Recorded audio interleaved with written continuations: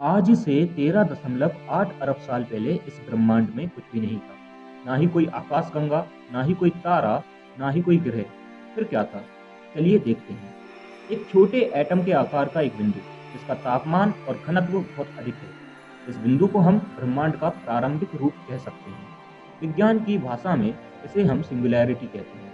समय के साथ इस बिंदु का आकार बढ़ता गया और फिर हुआ महाविस्फोट, जिसे हम बिग बैंग कहते हैं। इसके 1 सेकंड बाद ही ब्रह्मांड प्रकाश की गति से भी अधिक गति से फैलने लगा और इलेक्ट्रॉन, प्रोटॉन और न्यूट्रॉन से भर गया। और फिर हाइड्रोजन और हीलियम अस्तित्व में आई। गुरुत्वाकर्षण के कारण हाइड्रोजन और हीलियम के एटम पास आए और गैस की एक विशाल धुंध बन गई। और फिर जन्म हुआ पहले तारे का।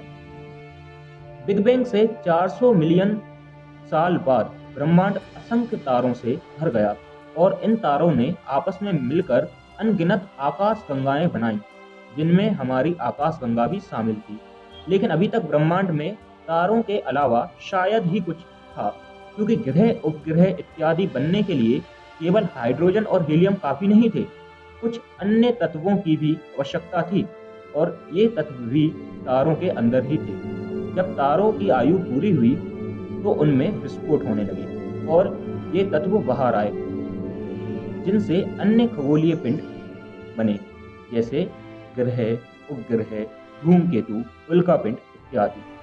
हमारा सूर्य और सौरमंडल भी ऐसे ही किसी विस्फोट के बाद अस्तित्व में आए। ब्रह्मांड के बारे में हम काफी कुछ जान चुके हैं। अब हम बात करेंगे अपने सौरमंडल की। हमारे सौरमंडल का केंद्र सूर्य है। सभी ग्रह इसी की परिक्रमा लगाते हैं। सौरमंडल में 8 ग्रह हैं जो अपने अपने पथ पर सूरज का चक्कर लगाते हैं। सूरज के सबसे करीब बुध ग्रह, उसके बाद शुक्र ग्रह, फिर पृथ्वी, मंगल, अनगिनत एस्ट्रॉयड, बृहस्पति, शनि, अरुण और वरुण। इसके अलावा असंख्य धूमकेतु, उल्कापिंड भी सौरमंडल का हिस्सा हैं। चलिए अब इन सब के बारे में विस्तार से समझते हैं। सबसे पहले सूर्य, जिसे हम सूरज, दिनकर, भास्कर न जाने किस किस नाम से जानते हैं। प्रारंभ में लोगों को लगता था कि सूर्य पृथ्वी का चक्कर लगाता है, लेकिन 15वीं शताब्दी में समझ आया कि सूरज सौरमंडल के केंद्र में है और बाकी सभी ग्रह इसकी परिक्रमा लगाते हैं। आज से 4.6 अरब साल पहले हमारे सूरज का निर्माण हुआ। सूरज सौरमंडल के केंद्र में है। इसका आकार पृथ्वी से 13 लाख गुना अधिक है। जैसे दूसरे तारे हैं वैसे ही सूरज है, लेकिन ये हमारे ग्रह के सबसे करीब का तारा है, इसलिए आकार में बड़ा दिखाई देता है और इससे हमें प्रकाश और ताप भी मिलता है। इसमें 71% हाइड्रोजन, 26.5% हीलियम और 2.5% अन्य तत्व हैं। सूर्य में हाइड्रोजन और हीलियम में न्यूक्लियर फ्यूजन की क्रिया होती है, जिससे हीट रिलीज होती है। सूर्य का औसत तापमान 5778 केल्विन है, जिसे हम सेल्सियस में 5504.85 डिग्री सेल्सियस भी कह सकते हैं। चलिए अब बात करते हैं सौर परिवार के अन्य सदस्यों की।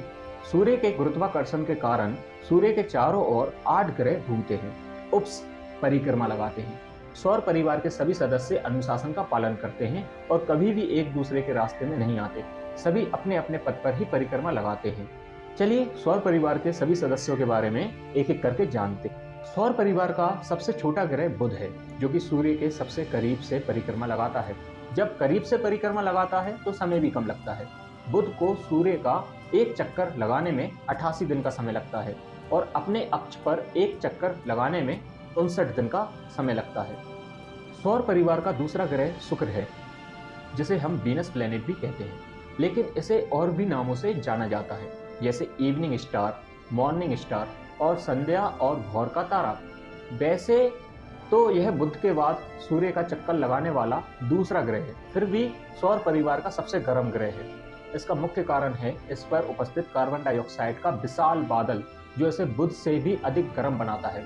यह देखने में पृथ्वी के लगभग बराबर दिखाई देता है, इसलिए अर्थ ट्विन भी कहलाता है।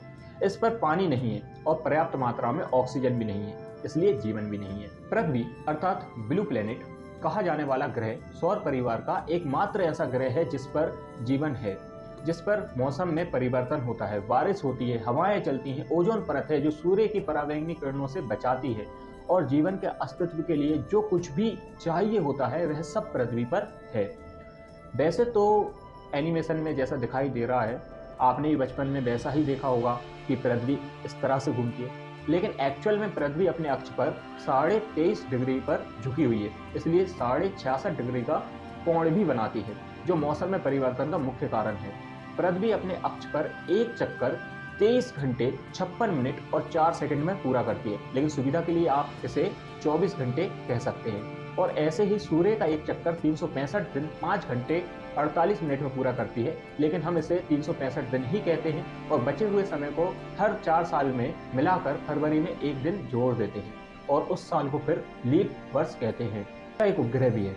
उपग्रह ऐसा पिंड होता है जो ग्रह का चक्कर लगाता है।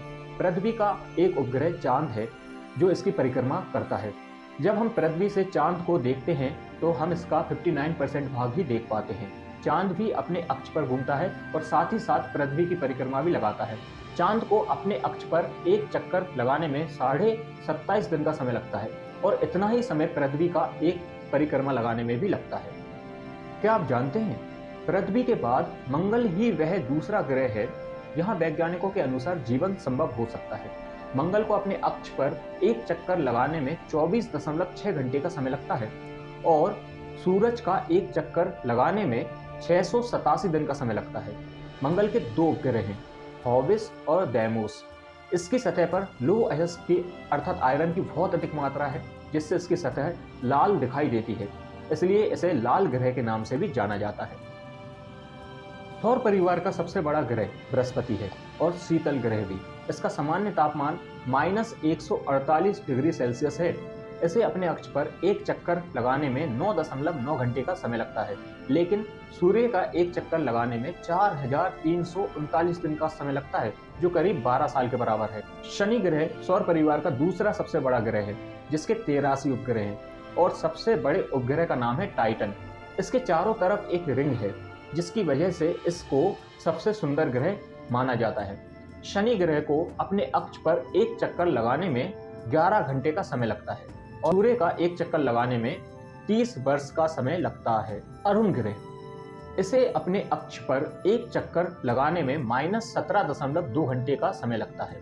अब आप कहेंगे समय और माइनस में? हाँ, क्योंकि सौर मंडल के सभी ग्रह घड़ी की विपरीत दिशा में चक्कर लगाते हैं, जबकि अरुण और शुक्र ग्रह घड़ी की दिशा में चक्कर लगाते हैं। साथ ही इसे सूर्य का एक चक्कर लगाने में 84 साल का समय लगता है, जो बहुत अधिक है, बहुत। वरुण काफी हद तक अरुण की ही तरह दिखाई देता है। वरुण ग्रह को अपने अक्ष पर एक चक्कर लगाने में 16 घंटे का समय लगता है और सूर्य का एक चक्कर लगाने में 164 वर्ष का समय लगता है।